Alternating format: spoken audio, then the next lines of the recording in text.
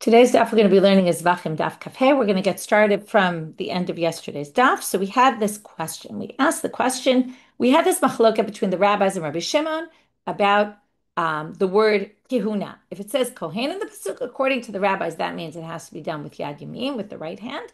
And according to Rabbi Shimon, no, that doesn't mean it. If it says etzba, then yes, and etzba and kihuna. But if it just says kohen, no. So then we asked this question, according to what Rabba Bar Hanna said in the name of Rabbi Yochanan. Every time it says either etzba or kuna, according to the rabbis, that means yad yamin. That was the one who explained that. So what do we have this yad for kemitza, right? The pasuk says that you have to put, this is the oil that they put on the leper, on his yado yamani, on his bo and yado, on his bo and reglo yamani, um, and on his ozen, shnuch ozen hayamani. Why did it say in the pasuk yamani, yamani, yamani by each one? So they said each one teaches us a different halacha. We said the yad teaches about kemitza, has to be done with the right hand. The regel teaches about chalitza, has to be done with the right foot. And ozen teaches you about the piercing of the ear of the Eved Ivri, the Jewish slave that wants to stay longer, is on the right. Okay, that's what it taught us. So the question was about the kemitza. According to the rabbis, according to Rabbi Bar Hanna's interpretation, the name of Rabbi Yochanan, that just by saying kohen it requires right, then the kohen does the kemitza. Again, that's the taking out the dough. Remember, you put it in a vessel, a sanctified vessel, all the dough. This is solet and it's fine flour, water, usually some oil. Then the kohen dips his fingers in, basically takes out a kometz. From there, he's going to put it into a sanctified vessel. And from there, he's going to carry it, or someone's going to carry it to the altar and burn it on the altar, which is the way you sacrifice a mincha. So it's obvious you need kemitza because the kohen does it. So what do you need this yad the kemitza, to which we explained? There's two parts of the process that need yamin. One is the kometz, taking the kemitza out, taking it out of the dough, and one is putting it in the sanctified vessel after. That also has to be done with yamin, and that's what we learned from this other pasuk. Okay, that's what we squared away yesterday. Now we get to Rabbi Shimon. Now we're going to have two approaches to what Rabbi Shimon holds about putting this in the sanctified vessel. Either which way is not going to need to be done with the right hand. And then we're going to say, so according to Rabbi Shimon, what's this yad coming to teach us for kemitza? How does he relate to this drasha? Has Rava fit in with Rabbi Shimon? So that's how we start at the beginning of our daf. Rabbi Shimon, dilo by kiddush kometz. He says you don't even need to put it in that sanctified vessel. You can just the kohen can take the kemitza that he took in his hand and bring it straight to the altar. Why doesn't he need it? Well, first of all, it was already in a sanctified vessel. So you don't remember the whole dough is in a sanctified vessel. So he doesn't need you to put the kemitza in its own sanctified vessel. So obviously then you can't say it's coming to teach about that. Now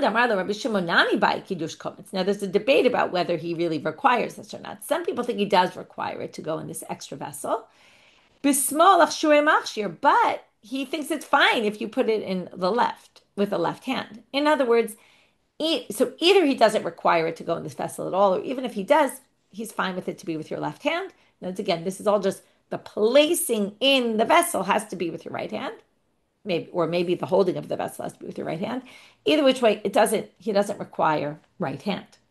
So yad de Rava Lamali. So what does he do with that? Now, if you're going to say maybe he requires it for kemitza, and we're actually going to see he does require kemitza to be with your right hand, and he can't learn that from the fact that it says kohen in the pasuk because we know he doesn't hold that kohen is enough to say, and it doesn't say etzba there, so maybe that, but that's actually learned from some other place. So that he doesn't use yad for kemitza for that because Mida Rabbi Yehuda Bered Rabbi Chia Nafka. He can learn it from where Rabbi Yehuda, son of Rabbi Chia, learns it.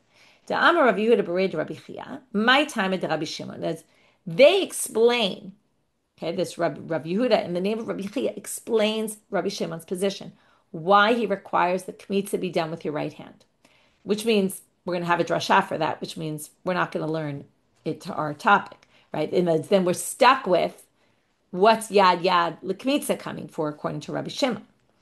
So my time at Rabbi Shimon, Damar Kodesh Kodeshimi Kachatat V'Kasham. When it talks about the mincha offering, it says it's Kodesh Kodeshim. We actually saw this pasuk already and saw this drasha, like the chatat and like the asham.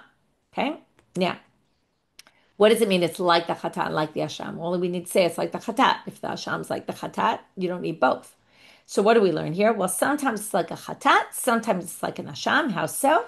Bala ovda biyad, ovda biyamin kechatat, bala ovda bikli, ovda bismol keasham. So now we're going to say, if you want to do it, we learned this already. If you want to do it with your hand, then you have to do it with right. If you want to do it with a vessel, you could do it with the left. So now you see, he basically gets yamin from somewhere else. So what is this yad l'kemitza for? Lo nitzracha ela lekometz minchat chote. He needs it for the minchat chote kemitza. Why? Now, what's the minchat chote? Remember the korban levirate, the sliding scale offering we learned a lot about in the last few masechtot? That depending on how wealthy you are. If you're wealthy, you bring right for certain particular averot. If you're very wealthy, you bring animals. Less wealthy birds, really poor, you bring a meal offering. This is called the minchat chote. Now, the minchat chote, you might have thought, okay, now what we're going to say is all the menachot need right. If you're going to do it with your hand, right, it needs right. But you need yad to say even the minchat chote. Now, why would that be any different? Well, sal kadat tachamini, you might have thought it would be different, and that's what we need this drasha to tell you. It's no different. But you might have thought, ho'il v'amar Rabbi Shimon, shelo yehe korbano mehudal. It's a very fascinating thing with the minchat chote. And minchat chote, and most minachot, or many minachot, come with shemen, oil. They're not just flour and water. There's oil in them. And there's frankincense often burnt with them. Besides that, you burn this kometz on the altar, you take a kometz also of frankincense, and you burn it on the altar. Now, the minchat chote has neither. No shemen, no levona. Now, Rabbi Shimon points out, wait, that means, he says, there's a problem there. Because the sinner is actually winning out. And there's this concept, lo yehe chote niskal. Okay, you can look at Rashi, he quotes this. You wouldn't want, and we'll get to this in Menachot, you wouldn't want the sinner to be rewarded. In the end, the sinner's rewarded because a regular mincha offering, you have to bring oil with it, you have to bring levona, that costs money, right? Well, you buy oil in the store, right? It costs money, and the frankincense costs money. So all those are extras that cost money to the person who has to bring the mincha offering. Now you have a sinner who has to bring a mincha offering who ends up getting rewarded because they don't need to pay extra money for the shemen and the levona. They bring basically solet, fine flour, and water. So they get away with, it's like getting away with murder, right? They end up, right? That phrase, right? They're basically exactly the same thing, but they're getting rewarded for their bad deed. So that doesn't seem right. So he says there, so because of that, now, so then he said, so why doesn't, and what they're basically saying is, why did the Torah require the frankincense and the oil? And the answer given is, Shelo Yehe Korbano Muhudarin. Who gives that answer? Rabbi Shimon. Rabbi Shimon says we don't want them to have a nice, beautiful korban. We want their korban to be as simple and basic as possible because it's a mincha of a sinner. So we keep it as basic as possible. So even though we have two conflicting interests here, but we side on lo yehe korbano mudar. So what does that have to do with us? Well, you might have thought, since Rabbi Shimon says shelo yehe korbano mudar, and that's why it doesn't have the oil and the frankincense, ki kametz lebesmol nami tit kasher. What's the idea of doing it in yamin? Yamin is respectful, right? It's like doing it with the right hand. That's the better way to do things. Okay, again, without getting negative on lefties, self being a lefty, right? But there's always this idea of yamin of God, and like I said, you can listen to Alana Steinhin's Shiur this week, where really she talks about this idea about why the right is so significant. It's like the right of God, like the right hand of God. Anyway, that's the issue of the right. So you might have thought that maybe if you do it with the left, which doesn't look as nice, maybe it doesn't matter because anyway, we don't want it to be a very nice looking korban. Kamash malan. That's what we need the drasha for of the yad the kemitza to say also it has to be done with the right hand. Okay, and don't say what you might have thought because it doesn't have oil, doesn't have frankincense, maybe doesn't need to be done in the right. No, it does. Okay, so now we resolve that, finish the sugya. We're moving on to a new Mishnah. Nishbach adam al haritzpa v'asafo pasul. Okay, so if we have this blood falls on the floor from the animal, okay, we're going to get all into, okay, and we saw this before, this sugya was mentioned. If you remember, there's two Mishnayot. There's one in the third chapter, right? We're in the second still. There's one in the third chapter which says if the blood goes into the vessel, which is what's supposed to happen, Kabbalat Hadam that we've been talking about a lot. We're really going to get into the gory details of Kabbalat Hadam today. If it goes into the vessel and then falls on the floor, you can collect the blood and still use it. But if it fell straight from the animal onto the floor, it's no good. So we're going to talk about why that is. Tanu Rabbanan. So we're going to bring a braita that has a source for this halacha and another halacha about Kabbalat Hadran. V'lakacha kohen Mashiach midam apar. Now we're quoting the chatat of the kohen Mashiach. If we go back to Horayot, right, we learned a lot about this. So, but now we're not focusing on the elements we focused on last time. Now we're focusing on the korban elements. So you take, the kohen takes, okay, lakacha kohen Mashiach midam hapar. He takes from the blood of the bull. So now, what's midam hapal? From the blood of the bull means midam nefesh, the blood of the soul of the animal. This means when you slaughter the animal, out spurts a lot of blood that takes the life of the animal. That's the blood that we want. Okay, what's the blood we don't want? Lo midam haor. Not if you, now when you slaughter the animal, first you cut the neck.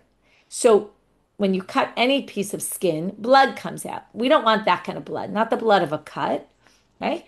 And not the blood that comes after all the blood that spurts out, that takes the life of the animal. After that, there's a little more blood left. We don't want that either. We want the basic big spurt of blood that comes out when you kill the animal. Okay. Next drasha, and this is the one that's important for our purposes, and this is why we brought the braita. Mi dam hapal, dam mehapar yikablenu. You have to get the blood straight from the bull, okay, or whatever animal it is. So that means if it falls on the floor first and didn't go into the vessel and first went somewhere else, like on the floor, it's disqualified. It has to be that the blood comes straight from the bull into the vessel. We're going to talk about this a lot today. Now, midam apar, how do we get from the words from the blood of the bull? Now, usually when we have midam, it means some of, not all of it, right? So they're going to say, okay, that's the end of the braita. Now we're going to explain it. How do we get from midam apar to dam mehapal? Right? They actually know, if you notice, dam mehapar and midam apar, what they did is they take the mem from the beginning of mi dam and they move it to the second word. They say dam mehapal instead of midam hapal. Those are two different things. Dam mehapar means blood from the bull. Midam hapar means from the blood of the bull. Dam mehapar means blood straight from the bull. Okay, so those are two different things. So isa kadatach midam hapar kedichtiv. If you think we read this simply from the blood of the bull, midam va'afilu mikzatam, then you would get to a different conclusion. You would say midam. Every time we've learned this many times, the letter mem in the beginning of a word means from, which means from the blood, meaning you don't actually have to collect all the blood. That would be the simple reading of this pasuk. Now we're going to see that according to Rav, this is simply not true. And that's why we can't darshan it the simple way of reading it, and that's why we darshan it differently. Because Rav said, Hashochet, okay, here's the third halacha we're learning. The first was which blood? The dam nefesh, the life blood. Secondly, the blood has to go straight from the animal into the vessel. Third, okay, those were both learned from this braita. Third, Rav teaches us, Hashochet tzarich shikabel et kol damo shel pal. The shochet has to collect all the lifeblood of the animal. Okay, all of it has to be collected. Shene'emal ve'et kol damo yishpoch. Okay, this is going to be a bit of a strange drasha. We're going to see in a minute how he really gets this. But we're actually in a pasuk now that talks about later on in that, like pasuk Zayin, two pasukim later. So the pasuk we were just at, he takes the blood from the bull. Then it says, and then he puts the blood on the corners of the altar. And et kol dam apart, and then all the blood of the animal, yishpoch el yesod mizbach haolah. This is what we call the shirayim. Whatever's left over gets poured in the base of the altar. Okay, if you haven't figured out what's problematic about that pasuk, we'll see it in a minute together. But if you think already, wait, something makes no sense, we'll get to it right away. So hold off right now. But his main point is, it says all the blood of the par in that pasuk gets spilled on the base of the altar. So there you learn that all the blood needs to be collected. Okay? Shneimar et kol damo yishpoch. Okay? Now, so therefore, it can't be midam hapal, meaning from the blood of the bull, meaning only collect some of it, because it said all of it has to be collected. So therefore, elami dam hapar is dam mehapar yikablenu. Now, I mentioned before that they took the mem from one word and they put it on the next word. And now they're going to say, yeah, this is a style of drasha. Kasavar, the fact that this Braita did this kind of drasha is because this Braita holds that gorim umosifim v'dorshim. You can take one letter away from one word, attach it to another word, and then darshan it, which is what exactly they did. They took the mem, they said it can't be midam because it can't be some of the blood. You have to take all the blood, and that we prove from the Shirayim pasuk. So take that word letter, stick it on the next word, and darshan it. And that's what we got. The dam has to come straight from the bull. Gufa. Now we'll get back to this drasha of Rav. Amar Rav Yehuda Amar Rav. Okay, now we see the Rav Yehuda quote it in the name of Rav. Hashochet tzarich shikabel et kol damo shapal shene'amal ve'et kol dam hapar yishpoch. To which the Gemara asks, "V'ha b'shirayim ktiv." But that pasuk isn't talking about kabbalat adam. There's two issues really with this pasuk. One, to use this pasuk as a drasha. Well, there's two issues. I should say in general, there's two issues. One is, how do we use this pasuk for this drasha? That pasuk was talking about whatever's left after you sprinkle the blood on the altar or place the blood on the altar. In that case, it was placing. After you place the blood on the altar, you take the remainders and you dump them on the base of the altar. That's not talking about kabbalat hadam, number one. That's the first problem. Well, the second problem is going to be the answer to the first problem, which is, well, ime no inyan l'shirayim. You can't possibly say that all the blood is referring to the remainder. Why? Well, let's just put it this way. If it says all the blood you should spill on the base of the altar, but all the blood is the remainder, well, by default, or by definition, I should say, remainder means not all of it, because some of it was already put on the altar. So the fact that this pasuk, when it's talking about the remainder, says all the blood. Now, obviously, you could say, okay, all the blood means all the blood that's left. That's the simple reading of the verse. But what they're trying to say is that pasuk means all the blood needs to be collected, right? Now, it can't be talking about the remainder and say all the blood, because all the blood is not the remainder. You used some of the blood already. You don't have all the blood of the animal at this point. So since it can't be talking about, okay, that's what the Gemara says here. This can't be talking about a shirayim, the remainder really, because meaning the drasha about all the blood can't be referring to the remainder because there is no all the blood anymore. You use some of it. Lete l'kulei means you don't have all the blood at this point. And therefore, Tanei Winyan b'Kabbalah. So this is a classic. If it can't be talking about this, it must be talking about something else. What are they worried about? The word kol. Why say all here? All must mean all the blood, but it can't be referring to the remainder because we don't have all the blood. So it must mean when you collect the blood originally, make sure you have all the blood. And that's how they get to the drasha. Okay, so what was strange about that pasuk, there were two issues here. One is the pasuk itself. How could you say all the blood? There isn't all the blood left. And secondly, how do we use a pasuk about the remainder to talk about Kabbalah? Well, that goes hand in hand. Since that can't be talking about the remainder, it must be talking about the accepting of the blood or collecting of the blood.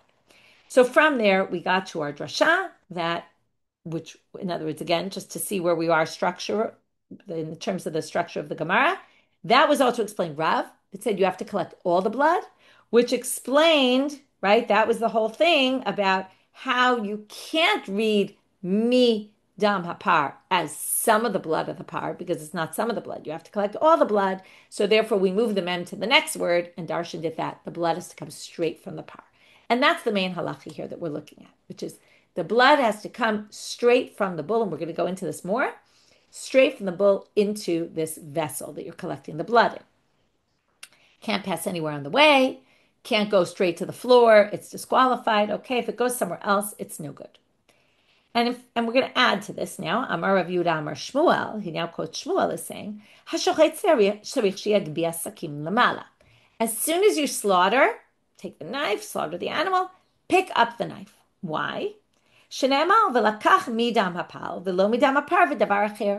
Has to be from the blood of the bull, but not from something else. So we don't want the blood that's dripping off the knife. Okay, I told you we're going to get a little gory detail here today. We want the knife not to be dripping the blood from the knife into there. Again, this all goes back to it has to come straight from the bowl into the vessel, not through the knife. Now they just asked this other question, which is a few different interpretations why they're actually asking this question, what the question is all about. But I'll go with one interpretation. B'dam sakin, the blood on the knife, b'mayim kanechle. Now the assumption, okay, we'll go with this version of the question. The assumption is that the blood on the knife has sanctity to it because it was used to sacrifice this animal. So while we can't use it and collect it in the vessel, how do we treat it, right? You have to treat sanctified items with sanctity. So what are we doing with this blood? Like, you can't just wipe it off and throw it in the garbage or something like on a paper towel. So what do we do with it? Amar Abaye bisfat mizrak. You use the outside of the bowl of the vessel to wipe it down. How do we know that you can use the outside of the vessel for this kind of thing? Well, k'dichtiv, it's a bit of a strange reference to this. Kforei zahav. Kforei zahav, now we say, is, that's what they call these vessels. They're called kforei zahav in the pasuk. The root is kaf peresh, like kapara. Now, what does atonement do? It cleanses you. So they say kafol is also to cleanse. So what this means is these are cleansing utensils. You can use them to clean the knife off. Okay, and that's their drasha here to connect it. That was a bit of a side point about the knife. Now we get to Amar of Chisda, Amar of Yomi Abar Abba. We're going to start this other section now, which relates to what we're talking about, but we're going to get a little bit off into para aduma stuff and other things. So first, Rav Chisda said the name of Yomi Abar Abba, ha-shochet. Tzarich sheyitin, turning now to Amud Bet, vridin letoch hakli. You have to put the veins that are right next to the esophagus and the trachea, which you're slaughtering. The blood from there also has to go into the vessel. You put the veins in the vessel. Now Rashi says, okay, you don't put the veins in the animal in the vessel. That's impossible. Okay, it's not a realistic thing. What he says is, and this is what we're going to get into our next sugya, you put it right over. Okay, meaning you bring the neck of the animal, you bring the bowl or the vessel right underneath the animal. So you basically have animal, airspace. We're going to have a big sugya about airspace, and vessel. Okay, so you make sure that the neck of the animal is right above the vessel. And not only did they quote this in the name of Rabbi Yomi Bar Abba, but Itmar Nami was also said, I'm Rabbi Asi, I'm Rabbi Yochanan. Rabbi Asi quotes Rabbi Yochanan is saying, Vridim tzarich shiru avir kli. Okay, he says it specifically about the airspace, that the veins need to see, okay, obviously they don't see their veins, they just mean the veins need to be right above the airspace of the vessel. So that why? Because we want it to go straight into the vessel. Okay, now, we're going to see maybe even more than that. So, Ba'amine Rabbi Asi Rabbi Yochanan. Rabbi Asi asked Rabbi Yochanan a question. We're going to have three versions of this question and the answer. Okay? Haya mekabel. So here's the first version. Haya mekabel. V'niftechu shulei mizrak ad shelo higia adam la'avil mahu. Now, what did we say before? The blood has to get into the vessel. And if it spills on the ground after that, you can actually recollect it and put it back on the altar, right? And bring it. If it falls directly on the floor, it's disqualified. So now, there's an assumption that if it entered the vessel, or even the airspace of the vessel, it doesn't have to get to the bottom of the vessel. As soon as it's in the airspace of the vessel, that's considered in the vessel. But here comes the question. What if you're collecting the blood? Now, in the second, okay, it's like milliseconds even, that the blood is falling into the vessel from the animal, so it goes through the airspace. That's why, so we're going to talk about airspace. So it's now in the airspace, in between the neck of the animal and the vessel. And niftichu shulei mizrak. Mizrak is the bowl that you're collecting it in. And it breaks, okay? Like the bottom of the bowl falls, something happens, and there's no vessel. Okay? Ad shelo higia adam la'avil mahu. If the blood didn't get into the airspace yet of the vessel, how do we view this? Do we say, avil she'ein sofo lanuach kimunach dami, the airspace above the vessel, right? So it's, now, you have to remember, there's the airspace of the kli itself, which is kind of, in the sides of the kli, but didn't yet hit the bottom. But then there's, if you draw a line from the sides of the vessel upward, right, of vertical lines, that's also considered airspace of the vessel. So if it got into that airspace, without actually entering into the sides of the, it didn't get into the airspace of the actual kli, but above it, within the lines, drawn from the vessel, now, here's the question. it sounds like they're saying, let's listen to the wording. Avir she'ein sofo lanuach, since it's not going to end up, because we know, because the kli ends up breaking before it gets into the airspace of the kli, because into actually the kli, is that kimunach dami. But because it was about to land in there, even though in the end the kli broke before it was able to, but is that considered, if it enters the airspace above the vessel, is it as if it entered into the vessel, right? Why? Because, well, gravity is pulling it down, right? So it's as if it landed. Or lo kemunach dami, or do we say, since it isn't sofo lanuach, since in the end this blood will never make it into the vessel, we don't view it as if it was in the vessel. It makes it sound like if the vessel didn't break, once it enters the airspace above the vessel, it's as if it's actually in the vessel. That's what it sounds like they're saying. But the question is here, since it was about to break, what would be the halacha? So Amar Le, Tanitua, he says, I have a bright to prove it. Now for this, we have to go into a completely different topic and completely different ramifications, but ramifications of the same issue. How do we view airspace above a vessel? Although we'll see it's not exactly the same issue, the exact same principle. But anyway, right now let's learn it and then we'll see. Para aduma waters. What do you have to do? For the para aduma, you want to purify people or vessels that have become impure to a dead body. So you collect the ashes from a burnt red heifer. And then, right, you slaughter the red heifer, you burn it, then you take the ashes and you mix it with fresh water. Mayim chayim, it's called. So this has to come from a stream or something like that. So if water is stream, now the issue is like this. It has to come directly from a stream and not that it was put into some other vessel. We're going to learn 2 halachot about it today. So this is the first one. It has to come directly from the stream. So if you have a stream of water, that's our bright here. Chavit shemunachat tachad zinuk. We have a zinuk. A zinuk is a flow, but it's a flow that we've now put a pipe or something like a pipe. I'm trying to think of a better word for it, but we'll go with a pipe. You put a pipe for the water to go through the pipe. And you want the water, why are you putting a pipe there? Because you want to channel it. So you use this to channel the water into a barrel. Now, this barrel is not where you're planning to, don't get confused. This is a barrel. You just want to channel this water into a barrel for whatever reason. And then you want to know, can you take the water from that barrel and use it for mechatap, put it in a different vessel and mix it? Can't do that. Because once it enters the vessel, this barrel, you can no longer use it. Because remember, it has to go straight from the fresh water flow.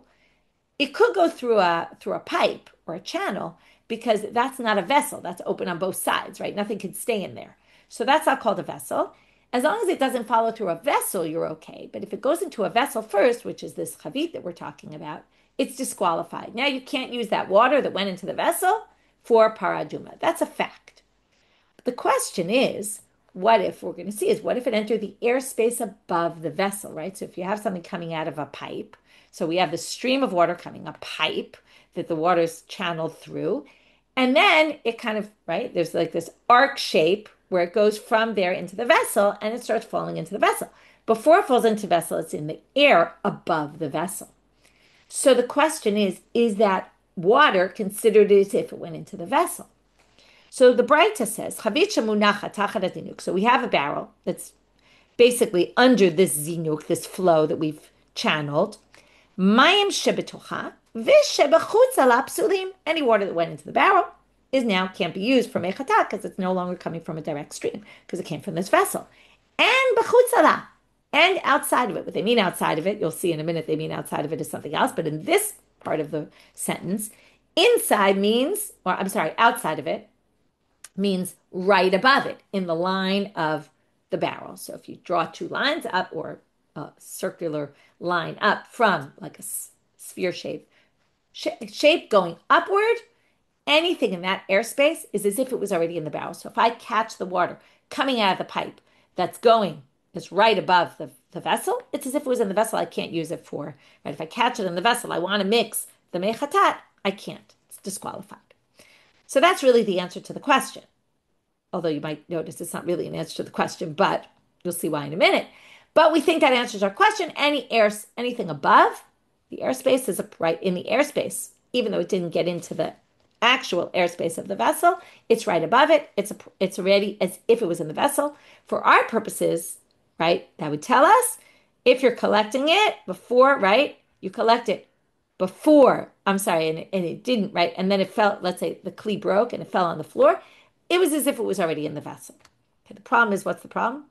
Well, we were talking about a kli that's about to break. This one is talking about a kli that wasn't about to break. So now it doesn't really answer our question. Because remember, we said it was kind of obvious to us, or at least it seemed from the question, that if it enters the airspace of a vessel that's not about to break, then it would be considered as if it was in the vessel. The question was, since the vessel is about to break, how do we view it? That's the problem with this answer. But we'll get there in a minute. Let's just read the end of the Braita, which isn't really as relevant. Tzeref pia lezinuk, if you put the barrel right by the pipe, where it's coming out of the pipe and it goes directly without entering into any airspace, maim shebetocha psulin, any water in the vessel obviously is already disqualified because it was collected in a vessel. V'shebechutzala, now here chutzala means something else. Shebechutzala psulin means anything that didn't yet get to the vessel, like for example, if it's still in the pipe, and let's say you stopped it from going into the vessel and you took the water that was going through the pipe, well, that's obviously fine because it's still connected to the stream of water and it hasn't gone into a vessel yet. Okay. Anyway, the Gemara says, what kind of proof is this? Hi, my. He was asking about something that was never, the airspace above something where in the end was never going to go into the vessel because the vessel broke. And you answered from this case of the barrel where it was going to go, right? The water was going to go right into the barrel didn't break. So that doesn't answer our question at all. This, by the way, raises the issue that I told you there's three versions of what the question was and what the answer is, because there's obviously a problem with this question and answer version because the answer doesn't match the question. To which they answer, Tarte kabaimine. It must have been a two-pronged question. And this is the way it is. Now, I mentioned that when you ask the question, is it like sofo lanuach or is it not, right? Is it, when it was coming down, the kli wasn't broken, is it as if it was airspace above a kli that was stable or not? But now they're going to say, actually, don't make that assumption. It was a two-pronged question, and it started like this. Now, if you're going to say that since this kli was about to break, we don't view the blood that was above the vessel as if it was going to go into the vessel, because the vessel, by the time it got down there, it was broken. It's not as if it was in the ground. But but even if you say that's not, notice if you ask question number one. So if you answer question number one and say, listen, since it was about to break, it's not as if it was in the vessel, and therefore, again, if the blood falls, went first into the airspace above the vessel, not within the vessel, but above, fell on the ground then because the vessel broke, without ever going through the walls of the vessel, that's no good. But what would you say if it entered the airspace above the vessel, and then let's say someone swatted their hand, knocked it to the side before it ever entered the vessel? Is that viewed as if it was entered the vessel because it could have entered the vessel and the vessel didn't break? And then the answer given is to the second part of the question. Okay, because the answer is brought from a vessel that is actually on the ground. And then it wasn't obvious. Now the answer is yes. Once it enters that airspace above, it's as if it was in the vessel. But it wasn't as obvious as we thought. It was the second part of the question. Okay, so that was Rav Yosef Manehachi. That was Rav Yosef's version of what question Rabbi Asi asked Rabbi Yochanan. Rav Kahana Mane, but he had a different version. Because again, as I said, there's a problem with this question. So, by the way, just in terms of methodologically, what did we do to resolve the difficulty? Instead of changing the answer, what we did was we changed the question. We said since we have a question and answer that don't match up, either you could change the answer or you could change the question. So we just modified the question to make the answer work. And then it worked only for half. It didn't really answer the original question that we had. The second version has a totally different version. Chavipa mine. So Rav Kahana's version of the question was, by the way, I just want to point out, these are Amoraim of Babylonia who were struggling to figure out what was the question that an Eretz Israeli Amora asked a different Eretz Israeli Amora. You could see why there was a problem in the transmission. This was a question asked far away from them, and they were, they had traditions about what it was. So Rav Kahana's version is Chavipa mine upashat lechavi. The whole question, this had absolutely nothing to do with our topic. The whole question was, what's the story with a barrel with the water coming out and the water that goes over, is it also disqualified? And the answer is, oh, here's a bright, and it says exactly what the answer is, which is, again, once it enters the airspace, it's as if it was in the kli. And that's totally different and having nothing to do with our topic. The third version is Rabba matne chavipa mine upashat le mizrak. The reverse of ours. The question was asked about a barrel, and the answer was given from the bowl that catches the blood. How so? Okay, so again, the question is, do we view the airspace above the barrel as if it went into the barrel already, which for paraduma it would disqualify, because once it goes into some other vessel, you can't use it now in your vessel to make the paraduma waters. So how by the slaughtering of an animal? Well, remember our halacha. It has to go directly from the animal into the vessel. Now, it doesn't really go direct because it goes through the airspace first. So, don't you agree with the Mizrach that there's no way to do it without it flowing through the air? So if it has to flow through the air first, and we also said it has to go directly into the vessel, well, then the air above the vessel must be considered like the vessel, because otherwise there would be some break in between which would disqualify it. Right? Then it wouldn't be able to ever work. You would never be able to catch the blood and fulfill the halacha that it goes straight into the vessel. So therefore, from there, you could see that any airspace above a vessel is considered like the vessel itself. Okay, now we're moving on to staying within our topic of para aduma. Okay, we've mentioned para aduma. Now we're going to quote another Mishnah, a Mishnah from para aduma. Tananatama, or Mishnah from para, but about para aduma. Natanya do o raglo, and it's also about water flowing. This is a different halacha, though. Well, I'll already explained it outside. If you have water flowing, let's say on an incline, on a decline, okay, or an incline, so you have water flowing down, and now you want to get the water into the vessel. Now this time you want to get it into the vessel to prepare the paraduma waters. Not that the water is going to some other vessel and disqualifies it. Now we're putting it into the vessel. But you can't put the vessel exactly at the bottom of the hill because it's not going to go in properly. So what do? You prop up, like you put something at the bottom so that it goes like upward a little and flows then into your barrel. So you need to basically, it's again, like a water kind of channel. So there's a halacha about what you can use and what you can't use to channel the water, because what do we say? The water has to go directly into the kli from the, okay, so now we're going to learn something. Has to be, this is some other halacha that we didn't see. Has to, so the water flow is going into the kli, that's fine. It's not going into something else in between. But it also has to be channeled, if you're going to channel it with something, or I should be very particular how I say this, the last place it has to be before it goes into the vessel has to be something that's not susceptible to impurity. So therefore, Natan yado o raglo o ale yirakot kadesh yavru mayim lachavit. If you use your hand or your leg or leaves of vegetables to basically channel this water, psulim, it's disqualified. Ale kanim v'ale agozim kshera. But if you use leaves from reeds or leaves from walnuts, kshera. Why? Because those aren't edible. And zaklal, whereas ale yirakot are edible. Obviously, hands and feet are not edible, but those are susceptible to impurity, and food is susceptible to impurity. So this is the rule. Davar mekabel tuma psulim, davar she'eno mekabel tuma ksherim. Has to be channeled through something that's not susceptible to impurity. Minane, where do we get it from? Dam Rabbi Yochanan, Mishum Rabbi Yossi bar Abba, Amar Kra, Ach ma'ayan ubor mikveh mayim yihiyeh tahor. A ma'ayan or a bor or mikveh mayim. Now this is really talking about a mikveh, but they use the same about the mechatat. Will be tahor. Now, yihiyeh, they learn yihiyeh from the language of havayatan, their creation also. Havayah is to create something. The creation of the waters has to be al yidei tahara, al yidei taratehe.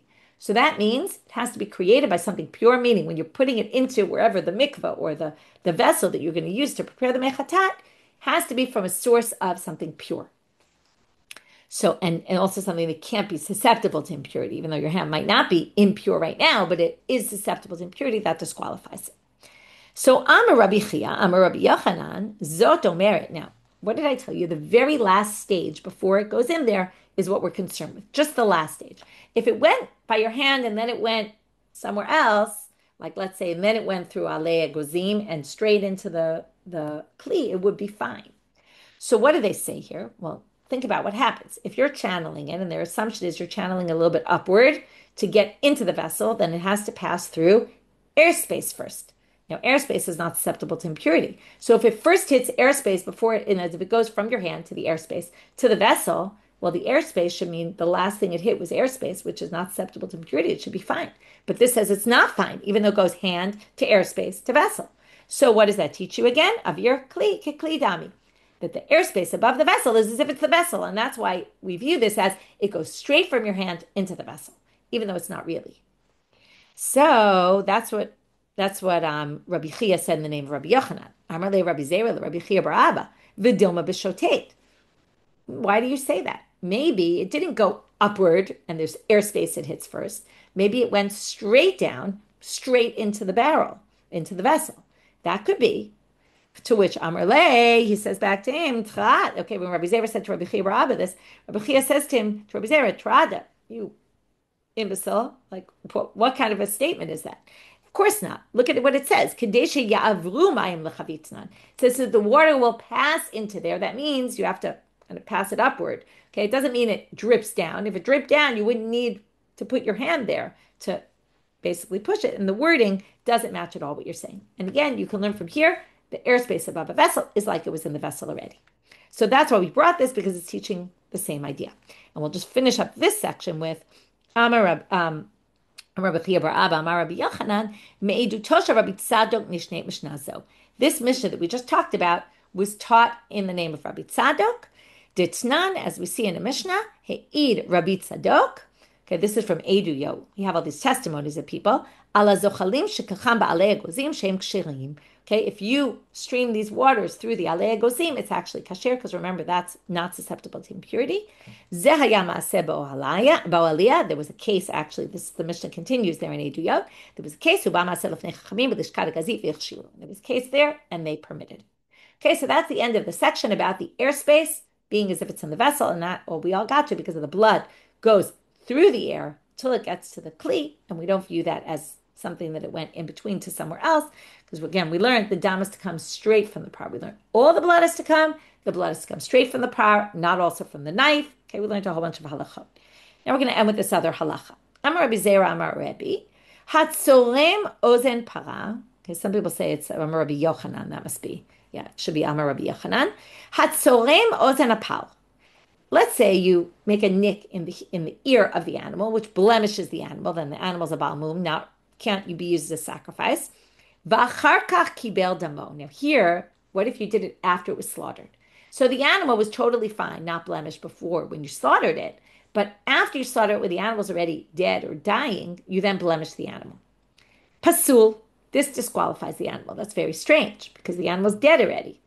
Well, shenemal v'lakach midam hapal. Now, even after the animal's dead, what does it say? You have to take the blood. That's after the slaughtering. And it calls it the blood of the bull. Why is it called the blood of the bull at that point? Why is it so called the bull? It teaches you parshayak kfal. It has to be the bull. The bull has to still be in its state that it was before. Now, obviously, it's dead, but you can't blemish it in any other way. If it is, disqualified. Okay, they say fine. Now, what's that talking about? The chatad of the kohen Mashiach, which is a sin offering. So eshkachan kochim kalim minalan. So we get that this halacha is true by kochim, that if you blemish the animal after the slaughtering, before the blood, anytime before the blood is sprinkled on the altar, the sacrifice is disqualified. But how do we know that it's true for the lower level sanctity offerings? Like, for example, Korban Pesach. So now they're going to try to bring a proof from Korban Pesach, but we're going to see we can't really learn from this in the end. And that's where we'll end today. I'm Rava Tanya. It says in a bright time, Set tamim zachar ben shana yihiyeh. Okay, this is, I'm just reading one more word, yelachem. Okay, this animal should be to you, the animal you're going to take for the Korban Pesach, which is a kochim kalim, because the people eat the meat. That makes it lower level. It has to be a lamb or a in that family. Tamim, complete, not blemished. Male, ben shana. Okay, 1 year old, within its first year. Shehei tamim uben shana b'shat shchita. So it's obvious, right? It has to be all those things at the time of the slaughtering. And how do you know that also it needs to be tamim, unblemished? This is what we're looking for when you're doing the later stages. Talmud lomar yihiyeh. Again, we darsh on this word yihiyeh differently than we did before. We had it earlier today with some other thing. The way it's created, we just had, but this is yihiyeh All the processes you're going through with this animal have to be done when the animal is in that original state. Okay? Yeah, it has to be that way completely from start to finish. Again, finish is sprinkling of the blood. Abai says, wait, it still has to be tam after? No way. Rabbi Yeshua Omer, כל הזבחים שבתורה, שנשתייר מהם כזית בשר או כזית חלב, זורק את הדם. What if you lose the rest of the animal by the time you go to do the zrika? Okay? And let's say the animal disappears. Okay, I don't know. Somebody took the meat out of the temple. You can't find it. Well, you can't sprinkle the blood unless you have the animal. But now we learn, as long as you have a kazayit of the meat or kazayit of the fats that burn on the altar, as long as you have a little bit of it, that's fine. Now, what more blemish is that? That all you have is a little piece of the animal. That's completely blemished, right? The animal's gone and non-existent. So, what do they say? And that seems to go against. Can't be that. So, tirguma aben shana. They say, what they mean is if it turned to second year in between the shchita and the zrika and kabbalah and all that. It's not the issue of the mum, the blemish. That for sure is not a problem because even if you have a kazayit left, that's fine. But it must be the year. Okay, now when do you celebrate your birthday? The beginning of the day, right? Shchita, zrika, kabbalah, all those things happen in the same day. You can't do them tomorrow. It's disqualified. So they ask, how do you turn to the next year, right? 5 minutes later. Or even if you do it 3 hours later, it's still the same day. You don't turn to the second year on that day. To which Rava is an interesting way to end our daf today. Zot omeret sha'ot poslo b'kodeshim. With animals and disqualifications of ages, it goes by the hour they were born. I don't know who kept track of all this, but it goes by the hour. So theoretically, if let's say you slaughter it at 12:30 in the afternoon, the Korban Pesach, and then you do it at 1:30, you do the sprinkling of the blood, and let's say at 1 o'clock the animal turned into its second year, it would be disqualified. And that's what it's going to teach you. This doesn't teach you anything about the mum, because the mum isn't true. And then we're left with it's really only for kodesh kodeshim and not kodeshim kalim, this halacha that we learn. Okay, so we dealt with today. We started with this issue of Rabbi Shimon and how does he do the yad? What does he use that drasha for? We went to the blood spilling straight on the floor. From there, we got into all sorts of halachot about kabbalat adam. Number 1, dam nefesh, the lifeblood. Number 2, dam mehapar. It has to be directly from the par, not going through anything else. It has to be all the blood, which we got from the shirayim with an ime no inyan. From there, we got to this thing about the vridim have to be right above the vessel and about the airspace, and that was all because it has to go directly and it can't pass anything else in between. And we had 3 versions of a question that really all led to saying the airspace above a vessel is as if it went into the vessel already, even though it didn't. Although we were still left with this open question, what if the vessel broke before it actually entered in there? And then would we view that as not? And we didn't really end up with a good answer to that question. And then we ended with this issue of a blemish that happens after the slaughtering, before the zrika actually, or before the kabbalah can disqualify a korban, but we only have proof for it by kodesh kodeshim. We didn't really have proof for it by kodeshim kalim. And we did end with this idea about how they counted the animal years by the hours and not by the day. Wishing everyone a good day, and may we have good news quickly, and may the hostages return soon. Definitely on a closer path to that. So hoping that this will bring good news for everybody.